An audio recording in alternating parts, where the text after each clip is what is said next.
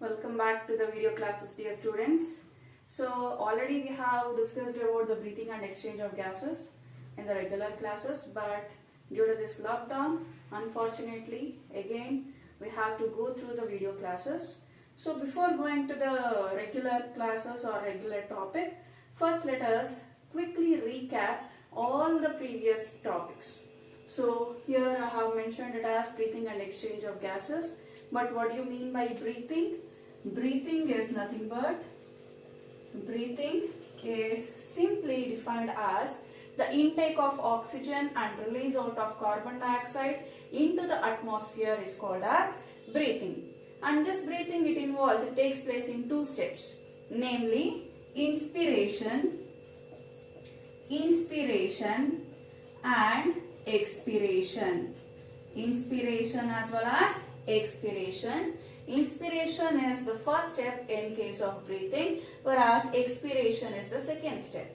And inspiration is nothing but the mechanical process of intake of oxygen. That is, what kind of oxygen? Atmospheric oxygen. The intake of atmospheric oxygen into the lungs is called as inspiration, and during inspiration there will be a contraction of certain muscles like diaphragm as well as the intercostal muscles. So intercostal muscles are present in between the rib cage. So here in between these ribs, intercostal muscles will be present, and due to the contraction of those intercostal muscles as well as diaphragm, this inspiration is called as an active process. Whereas expiration is simply defined as the removal of carbon dioxide into the atmosphere from the lungs. The removal of carbon dioxide from the lungs into the atmosphere is called as expiration, and during expiration, when we are exhaling, these muscles, so-called diaphragm as well as intercostal muscles, they relaxes. As these muscles are relaxing, this expiration is a passive process. It is considered as a passive process. But what do you mean by respiration? What do you mean by respiration? You all know breathing is nothing but simply the intake of oxygen and release out of carbon dioxide is called as breathing. But whereas respiration, it is not like intaking oxygen and leaving out of carbon dioxide. But respiration is actually the breakdown of complex food molecules or food substances into the simpler forms, either by utilizing oxygen or not. So with the release of energy, that is called as respiration. So here respiration is simply defined as the breakdown of food molecules or food substances into the simpler forms. Say for example, here I take C6H12O6. C6H12O6, it is nothing but the glucose molecules which are present inside our cells. So now this is the food substrate that is present inside our cells. So this glucose, it is a complex substance which is present inside our cells. So now this complex substance, it gets broken down into the simpler forms like carbon dioxide, water with the release of ATP. ATP in the sense energy. So the breakdown of complex molecules into the simpler forms like carbon dioxide, water and energy, it is called as respiration, and which occurs in the presence of oxygen. So it can also be defined as, respiration can also be defined as the oxidation of food molecules to the release of simple molecules like carbon dioxide, water with the release of energy is called as respiration. So there are two kinds in respiration based on whether the oxygen is utilized or not for the breakdown of complex molecules into the simpler forms. So based on that, we call them as anaerobic respiration and aerobic respiration. Aerobic respiration. But what do you mean by anaerobic respiration? Anaerobic respiration is nothing but the breakdown of complex molecules into the simpler forms to release the energy, but this breakdown of food molecules takes place in the absence of oxygen. So it takes place in the absence of oxygen. So that is called as anaerobic respiration. And where do we come across this anaerobic respiration? Anaerobic respiration, it can be seen in smaller or lower organisms. So anaerobic respiration, that is the breakdown of food materials into the simpler forms in the absence of energy. This kind of anaerobic respiration takes place in the lower organisms like bacteria, yeast, and then fasciola. So in all these organisms we come across the presence of anaerobic respiration. And here for the term anaerobic respiration, in lower organisms we will be using other term also. So the anaerobic respiration in case of lower organisms like yeast or bacteria, usually yeast, so that is called as fermentation. What do we call for that? It is also called as fermentation. So the anaerobic respiration that occurs in the lower organisms like yeast, it is called as fermentation. And this fermentation is named after the kind of product it is released. In some of the organisms, alcohol will be released as the product, whereas in some other organisms, lactic acid will be released as the product. So, if the alcohol is released as the product,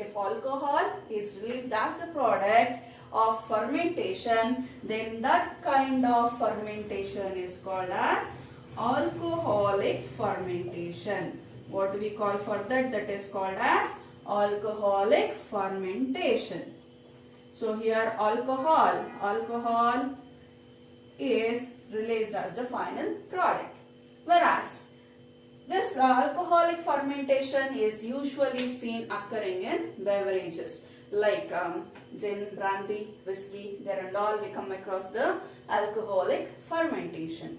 Whereas if lactic acid is released as the final product, then that kind of fermentation is called as lactic acid fermentation. It is called as lactic acid fermentation. And this lactic acid fermentation usually occurs in us. But how? See, when we are excessively exercising, so usually we exercise to gain more and more oxygen. But when we vigorously exercise, here in case of our muscles, what happens is, here the oxygen content, it becomes less. So in the absence of oxygen, the cells, inside the cells, anaerobic respiration takes place. As a result, lactic acid will be released, and which makes us fatigued, to feel tired. So that is called as lactic acid fermentation. And lactic acid fermentation usually occurs in the muscles when we are doing vigorous exercise. Okay, so that is about the respiration as well as the types of respiration. And now let us discuss about the respiratory organs.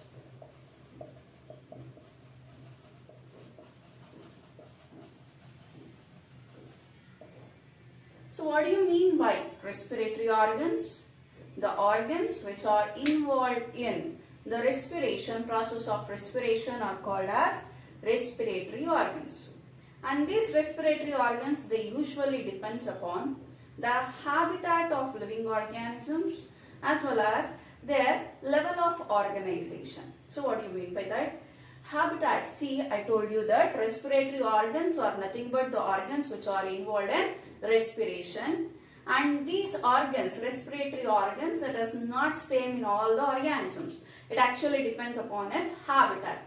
So habitat is nothing but the place of living. Some organisms, they will be present living on the earth, and some of the organisms, they will be present inside the water. So like that, it depends upon the habitat, as well as the respiratory organs also depends upon their level of organization. So whether those organisms are exhibiting cellular level of organization, or tissue level of organization, or organ system level of organization, or organs level of organization. So based on that, the respiratory organs, it depends, it varies. In some of the organisms, the exchange of gases or the respiration occurs through moist skin. Through moist skin, if the respiration occurs through the moist skin, then that kind of respiration is called as cutaneous respiration. It is called as cutaneous respiration. And if the respiration or exchange of gases takes place through trachea, if the respiration or exchange of gases takes place through trachea, so that kind of respiration is called as tracheary respiration. That kind of respiration is called as tracheary respiration. Tracheary respiration. And in some of the organisms, gills will be the respiratory organs. So if gills are the respiratory organs, such kind of respiration is called as bronchial respiration. So that is called as bronchial respiration. And if lungs are the respiratory organs, such kind of respiration is called as pulmonary respiration. It is called as pulmonary respiration. So now let us look at the examples for each type of respiration. So if the respiration occurs through the moist skin, so here moist skin will be the respiratory organ, as seen in case of earthworms. In lower organisms like earthworms, the respiration or exchange of gases takes place through the moist skin. Such kind of respiration is called as cutaneous respiration. And one more example is there for this cutaneous respiration. It also occurs in frogs. So cutaneous respiration also, it occurs in frogs. You people know that frogs, they are amphibians. That is, they are well adapted to live, survive both on land as well as inside the water. And one of them is when the frogs are present under the water. So cutaneous respiration takes place. And trachea. If trachea are the respiratory organs, trachea are nothing but small tube-like structures present in insects. So insects, they belongs to arthropoda. So here in case of arthropoda, what kind of arthropoda? Terrestrial arthropoda. Terrestrial arthropoda. What do you mean by terrestrial arthropoda? That means those lives on land but not in water. So those insects which lives on land are called as terrestrial arthropoda. Okay. So insects which survives on land are called as terrestrial insects. In those insects, what happens? Small tube-like structures will be performing the respiratory functions. And if those trachea are the respiratory organs, such kind of respiration is called as tracheary respiration. Example, terrestrial insects. Whereas in fishes, so fishes, they are well adapted for aquatic mode of life. And they will be having small openings, and those openings are called as gills. And the exchange of gases in those fishes usually occurs through those openings. And if the gills are respiratory organs, then that kind of respiration is called as bronchial respiration. What do we call further? It is called as bronchial respiration. And example for bronchial respiration is fishes. So usually it occurs in fishes. And in most of the well advanced organisms, lungs will be the respiratory organs. If lungs are the respiratory organs, then it is called as pulmonary respiration. And this kind of respiration can be usually seen in reptiles, aves and mammals. Aves and mammals. So reptiles like crocodiles, snakes and all, we can find the presence of pulmonary respiration, whereas in case of aves are nothing but birds. In the birds also pulmonary respiration occurs, and in mammals like us or monkeys or donkeys and there and all, we can find the presence of pulmonary respiration. Now let us discuss about some of the MCQs on this topic. The process of exchange of oxygen from the atmosphere with carbon dioxide produced by the cell is called option A, cellular respiration, option B, breathing, option C, ventilation, option D, perfusion. So what do we call for the exchange of oxygen and carbon dioxide? It is called as breathing.